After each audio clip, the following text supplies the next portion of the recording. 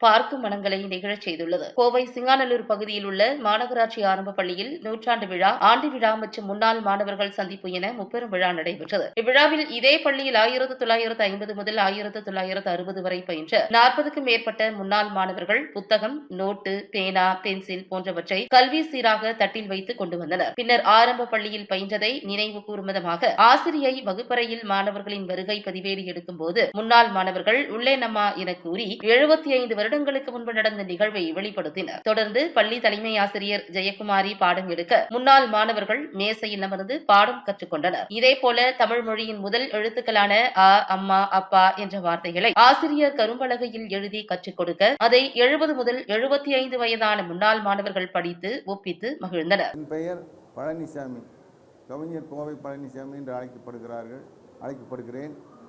ஏன்னா எழுத்துத்துறையில் எனக்கு இந்த பள்ளி தான் கற்றுக் கொடுத்தது. அந்த எழுத்தை இன்றும் அது பயன்படுத்தி கவிதைகளும் கட்டுரைகளையும் எழுதிட்டு இருக்கோம்.